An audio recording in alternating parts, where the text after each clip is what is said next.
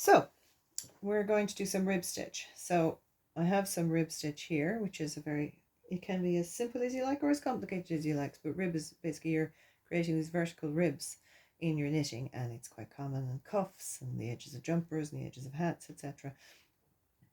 It's double-sided in that it's the same front and back. It makes no odds.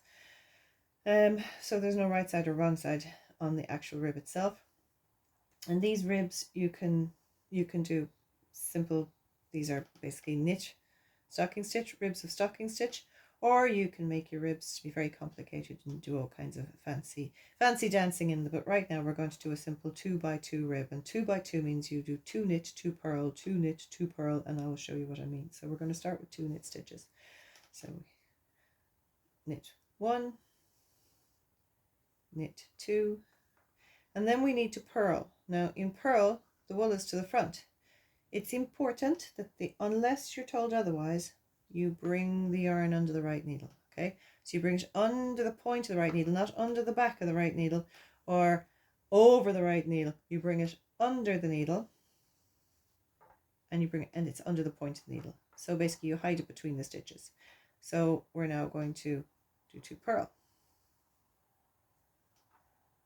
And the next 2 stitches are going to be plain. So we want to bring the wool to the back. So again, we're going to bring it under the point of the right needle, and we're going to knit. And we're going to bring it to the front because we want to do 2 purl stitches. So the pattern of the rib will be dictated by the knitting pattern you're doing. So it could be 1x1, it could be 2x2, 3x3, and so on and so forth.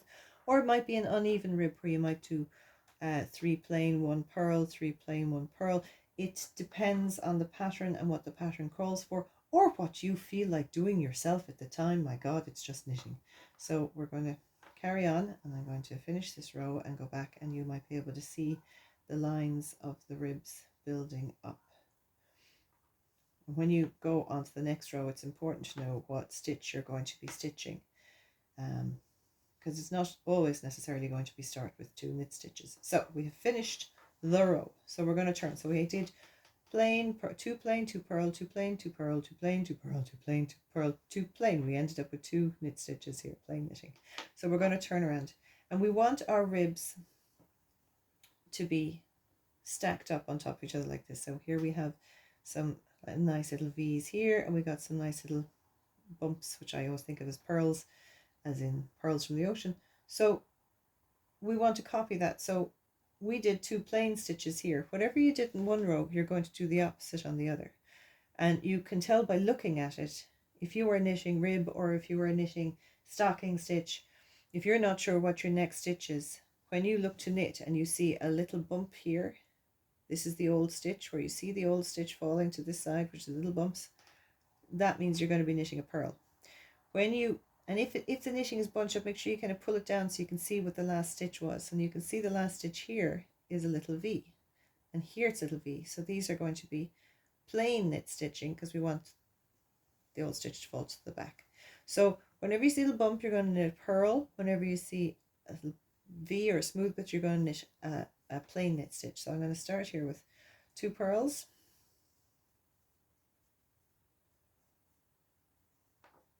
I'm going to bringing the yarn under the point of the needle, 2 plains. Again, bring it back under the point of the needle, 2 purls. Under the point of the needle, 2 plains. And as we're going, we can see here we've got 2 little bumps, so they're going to be purls.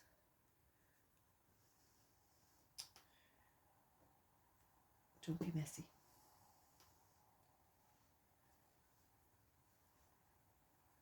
And we can see here it's a little V shape because that's the most recent stitch.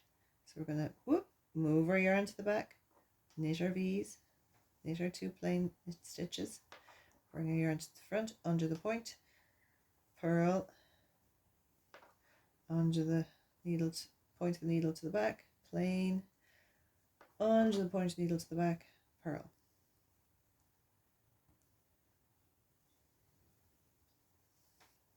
And this is just because I happen to have 18 stitches on my needle, so I have an uneven number of pairs.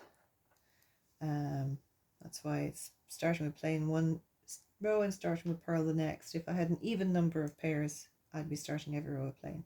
So here we go, starting the next row again. And here you can clearly see these are all V's. These are beginning to get little stacks of V's.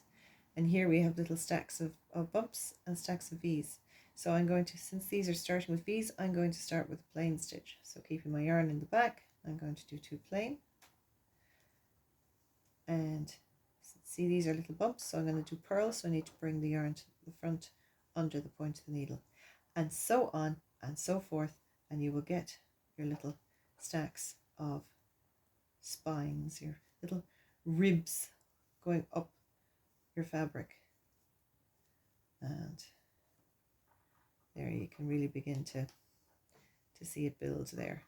Okay,